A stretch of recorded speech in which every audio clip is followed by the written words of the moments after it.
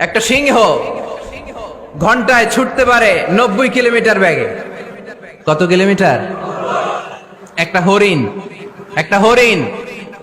একটা হরিণ ঘন্টায় ছুটতে পারে 100 কিলোমিটার বেগে। তাহলে কে জোরে ছুটে?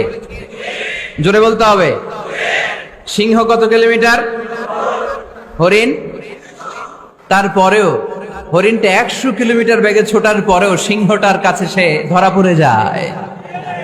এর কারণ সিংহ যখন ধরার জন্য ছোটে সে শুধু সামনে তাকায়, সে পিছনে তাকায় না। আর হরিণ 100 কিলোমিটার বেগে ছোটার পরেও সে ধরা খেয়ে যাবার ভয়ে বারবার পিছনে তাকায়।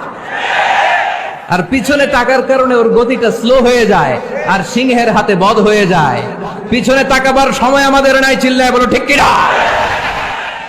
আমরা অহংকার শিখি নাই, আমরা হিংসা শিখি নাই, আমাদের বুকে আছে বুক ভরা ভালোবাসা।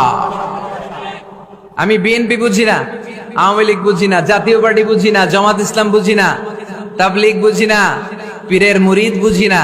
যারাই পড়েছে লা ইলাহা ইল্লাল্লাহ তার জন্য আমাদের হৃদয়ে জায়গা আছে না নাই? মুসলমান কেন, হিন্দুদের জন্য আমাদের বুকে জায়গা আছে না নাই?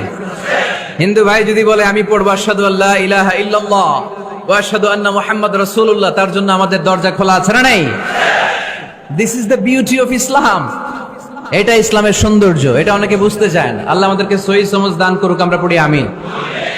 হিংসা, বিদ্বেষ, অন্যের পিছু লেগে থাকা, গীবত করা, অন্যকে গালিগালাজ করা, অন্যকে কাফের মুশরিক বলে ফতুয়া দিয়ে এই পবিত্র মঞ্চগুলোকে নষ্ট হওয়া থেকে যেন আমরা বিরত থাকতে পারি। আওয়াজ করে পড়তে হবে আমিন।